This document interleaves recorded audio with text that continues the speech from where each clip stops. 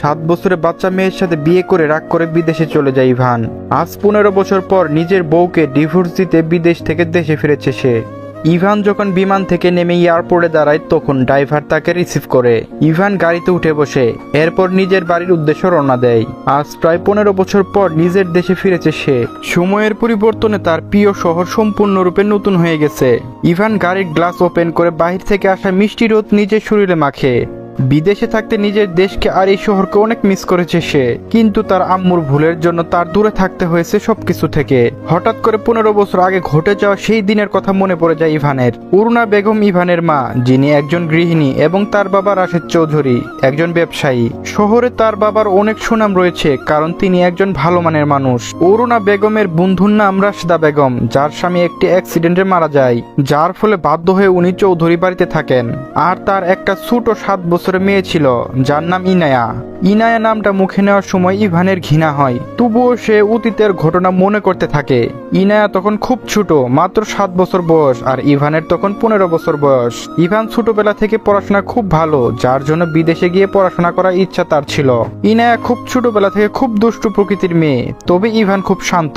Ivan নিজের রুমে অন্য কারো প্রবেশ পছন্দ করত না, কিন্তু ইনায়া সব সময় এসে তার ঘরে সব জিনিস এলোমেলো করে দিত, যার জন্য ইভান কখনো ইনায়াকে পছন্দ করে নাই, বরং সব সময় তাকে বকা দিত। আর ইনায়াদের এই বাড়িতে থাকা ইভান পছন্দ করে নাই, সে সব সময় ওকে কাজের লোকের মতো দেখে। একদিন যখন ইভান রুমে বসে পড়াশোনা করছিল, তখন ইনায়া ওর রুমে আসে। ইনায়া বলে, ইভান ভাইয়া তুমি কি করছো? আমি বললাম পড়াশোনা করছি। কেন, তুমি কি দেখতে পাও না? ইনায়া যাও এখান থেকে, একদম বিরক্ত করবে না আমাকে। ইনায়া কোনো কথা না শুনে বরং ইভানের রুমে এসে তার বিভিন্ন জিনিসে হাত দিতে থাকে, ইভানকে বিরক্ত করতে থাকে। ইভানের রাগ উঠে যায়, সে একটা থাপ্পড় দেয় ইনায়ার গালে। বাচ্চা মেয়েটা গালে থাপ্পড়ে দাগ বসে যায়, সে কান্না করতে থাকে। যা শুনে অরুণা বেগম রুমে আসে আর বলে, ইনায়া কি হয়েছে, তুমি কান্না কেন করছো? তখন ইনায়া বলে, ইভান ভাই আমাকে থাপ্পড় মেরেছে মামুনি। ইভান তুমি কেন ইনায়াকে থাপ্পড় দিয়েছো? একটি ছোট্ট বাচ্চাকে কি কেউ মারে? আমি বললাম, দেখো আম্মু, আমার কোনো দোষ নাই, ও আমার রুমে এসে আমাকে বিরক্ত করছে, যার জন্য থাপ্পড় দিয়েছি। আম্মু বলল, ইভান তাই বলে কি তুমি ওকে থাপ্পড় দিবে? ও না তোমার খালার মেয়ে? আমি বললাম, ও কোনো খালার মেয়ে না আমার, ও এই বাড়ির কাজের লোক। ওর সাহস কি করে হয় এই বাড়ির চাকর হয়ে মালিকের রুমে এসে জিনিসপত্র শুয়ে দিতে? ইভানের কথা শুনে ওর মা একটা থাপ্পড় দেয় ওর গালে। এরপর রাগী কণ্ঠে বলে, ইনায়া আমাদের বাড়ির কাজের লোকের মেয়ে না, বরং ও আমার বন্ধু রাশেদার মেয়ে। উনি একটি সমস্যায় পড়ে এই বাড়িতে থাকতে বাধ্য হয়েছে, তাই বলে কি তুমি ওকে কাজের লোক বলবে ওনাকে? অরুণা বেগম কথাটা বলে ইনায়াকে নিয়ে রুম থেকে বের হয়ে যায়। কিন্তু ইভান সেই দিনে মায়ের থাপ্পড় খাওয়ার ঘটনা এখনো ভুলে নাই, বরং এরপর থেকে সে ইনায়াকে আরো বেশি ঘৃণা করে, ওর সাথে কখনো কথা বলে নাই, আর সব সময় ইনায়াকে নিজের বাড়ি কাজের লোকের মতো করে দেখেছে। কয়েকদিন ধরে রাশেদা বেগমের শরীরের অবস্থা ভালো না। ডক্টর দেখিয়ে জানা যায় উনার শরীরে জটিল অসুখ হয়েছে, উনি আর বেশি দিন বাঁচবেন না। যেটা শুনে ইনায়া অনেক বেশি কান্না করে। রাশেদা বেগম নিজের মেয়ের জন্য চিন্তিত থাকে, উনি মারা গেলে তার মেয়ের কি হবে সেটা নিয়ে। তখন অরুণা চৌধুরী তাকে কথা দেয় ইনায়াকে খেয়াল রাখবেন উনি। 3 মাস পর রাশেদা বেগম মারা যায়। ইনায়া অনেক কান্না করে মায়ের মৃত্যুতে।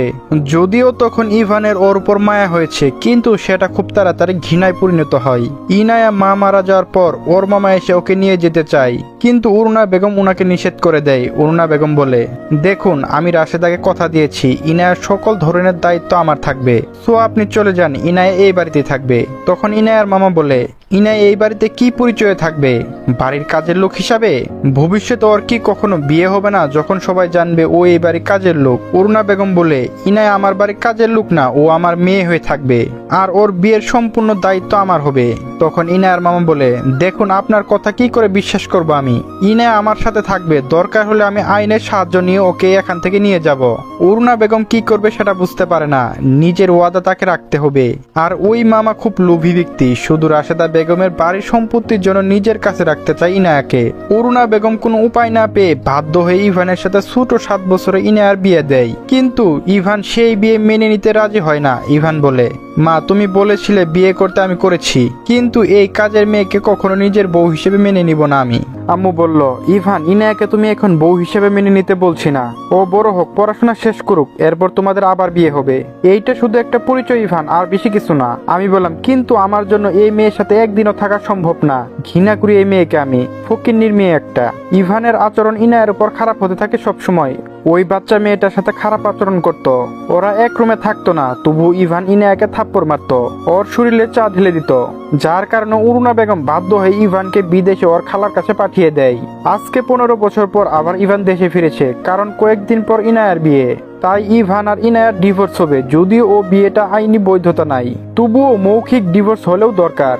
ইভান নিজের অতীতের সব কথা মনে করে, তবে তার জীবনে সবসময় ইনায়ার নামটা ঘৃণিত থাকবে। এই মেয়েকে সে সবসময় ঘৃণা করে এসেছে, আর ভবিষ্যতেও ও করবে। তবে ইভান ভাবে সেই ছোট মেয়েটা হয়তো এখন অনেক বড় হয়ে গেছে। ইভান বলে, নিশ্চয় সেই বাচ্চা দুষ্টু মেয়েটা এখন অনেক বড় হয়ে গেছে, প্রায় 22 বছরের যুবতী কন্যা। ছোটবেলা খুব সুন্দর বর্ণের অধিকারী ছিল মেয়েটা, তবে এখন মনে হয় বাড়ির কাজ করতে করতে কালো হয়ে গেছে। বাড়ির কাজের লোক হবে, নিশ্চয় সে বাড়ির সব কাজ করবে। ইভান আর বেশি ভাবে না, বরং গাড়ির জানালা দিয়ে বাহিরের দিকে তাকিয়ে দেখে সেখানে বড় একটা বোর্ডে একটা কোম্পানির নাম দেওয়া আছে, যেটার নিচে কোম্পানির মালিক ইনায়া দেওয়া। ইভানের সেটা দেখে একটু অবাক লাগে, তবে পৃথিবী কত মানুষের নাম ইনায়া আছে সেটা ভাবে। ইভান বলে, দূর, এত বড় একটা কোম্পানির মালিকের নাম ইনায়া হতে হবে? জানি না মানুষের এই নাম কেন এত পছন্দ। তবে এই মেয়ের অল্প বয়সে কি সুন্দর বিজনেস ওপেন হয়ে গেছে। আর সেই বাচ্চা মেয়েটা মনে হয় এখন বাড়ির কাজ করে যাচ্ছে, পড়াশোনা হয়তো ভালো করে নাই। চৌধুরী বাড়িতে আজ বিশাল আয়োজন করা হয়েছে। 7 বছর পর ইভান বিদেশ থেকে দেশে ফিরে আসছে। অরুণা বেগম রান্নাঘরে গিয়ে সব রকমের খাবার রান্না করে ইভান যা খেতে পছন্দ করে সব। ইভান বিদেশে যাওয়ার পর পরিবারের সাথে কোনো প্রকার যোগাযোগ রাখে নাই। মায়ের সাথে কথা বলা অনেক দূরের বিষয়, ওনার ফেসও কখনো দেখার ইচ্ছে করে নাই তার। বাড়ির গেটের সামনে এসে দাঁড়ায় একটা গাড়ি। ড্রাইভার গাড়ি থেকে বের হয়ে পিছনের দরজা খুলে দেয়। ইভান নিজেদের অতীতের ঘটে যাওয়া স্মৃতি থেকে বের হয়ে আসে। এরপর বাড়ির দিকে তাকিয়ে দেখে আজ এত বছর পর নিজের বাড়ি দেখছে। যদিও সময়ের পরিবর্তনে এখন অনেক পরিবর্তন হয়েছে চৌধুরী বাড়ি, তবে আগের যে রাজকীয় বিষয় বা আভিজাত্য ছিল সেটা এখনো বাড়ির সৌন্দর্যের মাধ্যমে ফুটে ওঠে। ইভান বাড়ির গেট দিয়ে ভিতরে প্রবেশ করে সেখানে তার পরিবারের প্রতিটা সদস্য তার জন্য অপেক্ষা করে আছে। ইভান বাড়ির সদর দরজার সামনে দাঁড়িয়ে আছে। হঠাৎ করে তার উপর কেউ হাজার হাজার ফুল ছিটিয়ে দেয়। ইভান সামনে তাকিয়ে দেখে তার ছোট বোন নাতাশা দাঁড়িয়ে আছে। সেটা দেখে ইভান হাসে। নাতাশা এক দৌড়ে তার ভাইকে জড়িয়ে ধরে আর বলে, ভাইয়া তুমি এসে পড়েছো? জানো তোমাকে অনেক মিস করেছি আমি। তুমি এতদিন কেন বাড়িতে ফিরে আসো নাই ভাইয়া? নাতাশার কথা শুনে ইভান হাসে। সে যখন বিদেশে যায় তখন নাতাশা খুব ছোট ছিল, তবে ছোটবেলা থেকে তার বোন বড্ড অভিমানী, তবে ইভানকে সে অনেক ভালোবাসে। ইভানও তার ছোট বোনকে জড়িয়ে ধরে বলে, তোর ইভান ভাইয়াও তোকে অনেক মিস করেছে, আর বিদেশ থেকে তার ছোট বোনের জন্য অনেক সুন্দর সুন্দর গিফট নিয়ে এসেছে। আই রিয়েলি মিস ইউ বোন। ইভান আর নাতাশার খুনসুটির মধ্যে তার বাবা এগিয়ে আসে তার কাছে। নিজের ছেলেকে এত বছর পর দেখে শক্ত করে জড়িয়ে ধরে তাকে। ছেলের সাথে কথা বলার জন্য অনেক চেষ্টা করেছে মিলন সাহেব, কিন্তু ছেলে জেদের কাছে হার মানতে হয় তাকে।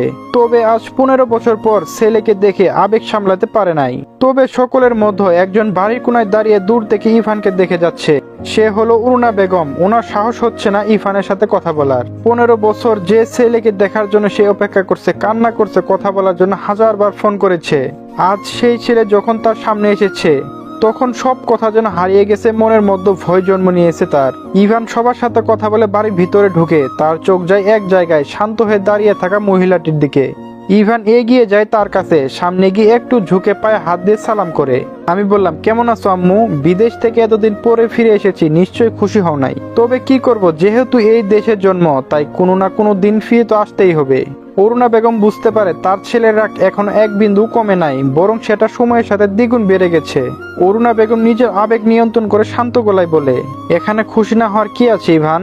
তুমি এই বাড়ির ছেলে, বিদেশ থেকে পড়াশোনা করে দেশে ফিরে এসেছো, এখানে খারাপের কি?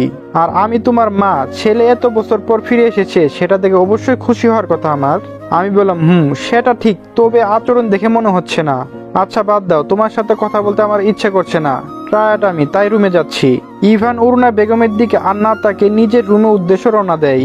অরুণা বেগম নিজের চোখের পানি আর ধরে রাখতে পারে না। মিলন সাহেব এগিয়ে এসে আর বলে, অরুণা, যার জন্য সারা রাত জেগে রান্না বান্না করলে তার সাথে একবার ভালো করে কথা বললে না। নিজের ভালোবাসা কতদিন লুকিয়ে রাখবে ইভানের থেকে? আম্মু বলল, ইভান আমার ছেলে। মিলন, ওর চোখ দেখে বুঝতে পারি ওর মনের মধ্যে কি চলছে। ছোটবেলার কেন ঘটনাও এখনো ভুলতে পারে নাই, তাই আমার ভালোবাসার কোনো মূল্য ওর কাছে বর্তমানে নাই। অরুণা বেগম কথাটা বলে দীর্ঘ শ্বাস ফেলে এরপর নাতাশাকে বলে, ইনায়া কোথায় নাতাশা, ও কি বাড়িতে এখন? নাতাশা হেসে বলে, আম্মু তুমি যে কি বলো, ইনায়া কি এই সময় কখনো বাড়িতে থাকে? দেখো কি অফিসে কোনো জরুরি বিষয় মিটিং করছে অথবা কোনো বিজনেসের কোনো কাজ করছে। অরুণা বেগম কথাটা শুনে হাসে। পাশ থেকে মিলন সাহেব বলে ওঠে, আজকে নতুন একটা কাজ শুরু হবে, কিন্তু কতজন গুন্ডা কাজ করতে দিচ্ছে না। মনে হয় তোমার মেয়ে এখন ওদের পিটাতে গিয়েছে। তুমি ভালো করে জানো অরুণা, তোমার মেয়ে লস একদম পছন্দ করে না। অরুণা বেগম বলে, সেটার বলতে হবে, আজকে সেই লোককে কে বাঁচাবে? অন্যদিকে একজন লোক তার সাথে বেশ অনেক গুন্ডা নিয়ে একটা বিল্ডিং এর মধ্যে অবস্থান করছে। দড়ি দিয়ে বেশ কয়েকজন শ্রমিককে বেঁধে রাখা হয়েছে। গুন্ডাদের মধ্যে যে মেন লিডার উনি বলেন, এই লিটনকে না কথা বলে এই জায়গায় কি করে বিল্ডিং ঘর উঠাতে পারে? তোদের মালিকের এত বড় সাহস যে এই লিটনের আদেশ না মেনে কাজ শুরু করে। আজকে তোরা বুঝতে পারবি এই লিটন কি জিনিস। যদি কারো সাহস থাকে তাহলে আমাকে আটকে দেখা। লিটনের কথাটা শেষ হওয়ার আগেই পিছন থেকে একজন শ্রমিক সামনে এগিয়ে আসে, যার মুখ দেখা যাচ্ছে না। সে এসে বলে, কি হয়েছে লিটন সাহেব, কোনো সমস্যা? শুধু শুধু আমাদের সাথে কেন আটকে রেখেছেন, দয়া করে ছেড়ে দিন। লিটন গুন্ডা বলে, শোন, তোদের কোম্পানির মালিক আমার কথা অমান্য করে এই বিল্ডিং তৈরি করেছে, যার শাস্তি তাকে পেতে হবে। যা তোদের এমডি কে খবর দে, ও এসে বাঁচিয়ে নিয়ে যাক তোদের। এই কোম্পানির এমডি আমি। কি সমস্যা তোর? হঠাৎ করে একটা মেয়ে কণ্ঠ শুনে লিটন পিছন ফিরে তাকিয়ে দেখে সেই শ্রমিকের নিজের পরনো জামা খুলে। এরপর নিজের মাথা থেকে মুখোশ খুলে সেখানে শ্রমিকের ছদ্মবেশে একটা মেয়ে ছিল, পরতে তার ফর্মাল ড্রেস। সেই মেয়ে এগিয়ে আসে লিটনের দিকে। লিটন বলে, কে তুমি? আমি ইনায়া, এই কোম্পানির MD. So mister Liton, nice to meet you. লিটনের কথা শুনে তার পাশে থাকা লোকদের ইশারা করে ইনায়াকে মারার জন্য। তবে ইনায়া বলে ওঠে, আচ্ছা, এখানে কি কোন বাংলা সিনেমার শুটিং চলছে যে নায়িকা এসেছে সেই জন্য সবাইকে তাকে মারতে যাচ্ছে? আর মিস্টার লিটন, এই ইনায়াকে মারার আগে একবার পিছন ফিরে তাকিয়ে দেখে নিন, দেখা যাবে আপনার মারার ইচ্ছা থেকে মরার ভয় বেশি থাকবে। ইনায়া কথাটা বলে পিছনের দিকে দেখিয়ে দেয়। লিটন তার সামনের দিকে তাকিয়ে ঢোক গিলে, কারণ ইনায়ার পিছনে অসংখ্য বডিগার্ড দাঁড়িয়ে আছে, যার সামনে এই লোকদের সংখ্যা অনেক কম। হঠাৎ করে লিটনের মাথায় কে একজন রড দিয়ে জুড়ে বাড়ি মারে, যার ফলে সে মাটিতে পড়ে যায়। ইনায়া নিজের হাতে থাকা রোডের মধ্য থেকে গুড়িয়ে পড়া রক্ত দেখে হাসতে থাকে। এরপর নিচু হয়ে লিটনের কাছে ঝুঁকে বলে, এই ইনায়ার সাথে শত্রুতা করার অপর নাম হলো মৃত্যু। এই শহরে শুধু আমার রাজত্ব চলবে, অন্য কারণ না, কখনো সম্ভব না। লিটন সাহেবের মাথা থেকে অতিরিক্ত রক্ত বের হচ্ছে। সে বলে, তোকে আমি দেখে নিব, তোর মতো এরকম গুন্ডা মেয়ে আমি 100 জন্ম দিতে পারি, তোকে আমি খুন করে ফেলবো ইনায়া। ইনায়া বলল, আমার বাপে আমার মতো কাউকে জন্ম দিতে পারে নাই, তুই কি করে দিবি? আর তোর সাথে আমার আর কখনো দেখা হবে না, কারণ পৃথিবী থেকে চিরবিদায় নেওয়ার সময় তোর হয়ে গেছে। গুড বাই লিটন গুন্ডা। ইনায়া কথাটা বলে রড দিয়ে আরেকটা আঘাত করে ওর মাথায়, যার ফলে ওর মৃত্যু হয়। তবে ওর সাথে থাকা গুন্ডারা ভাইয়ার চোখ নিয়ে তাকিয়ে আছে, তাদের শরীর কাঁপছে, কারণ জীবনে কোনো মেয়েকে তারা এত সাইকো হতে দেখে নাই। ইনায়া তার হাতে রড ফেলে দিয়ে ওদের দিকে তাকিয়ে একটা হাসি দিয়ে বলে, আচ্ছা, এখানে কি কিছু হয়েছে? আপনারা কি জানেন এই লিটন সাহেব কি করে মারা গেল? লিটনের সাথে থাকা আরো গুন্ডারা বলে, শ্রমিকদের কাজ করার সময় হঠাৎ করে রড এসে পড়ে লিটন সাহেবের মাথায়, যার কারণে উনি মারা যান। তখন ইনায়া বলে, ভেরি গুড, এই কথাটা যেন মাথায় থাকে, না হলে ভুলে যাওয়ার জন্য ভবিষ্যৎ হয়তো মাথায় থাকবে না। ইনায়া কথাটা বলে শ্রমিকদের সকলে হাতে বাঁধন খুলে দেয়। এরপর তাদের কাজ করার আদেশ দেয়। প্রায় 2 ঘন্টা পর অরুণা বেগম আর মিলন সাহেব বসে আছে সোফায়। ঠিক তখন দরজা দিয়ে প্রবেশ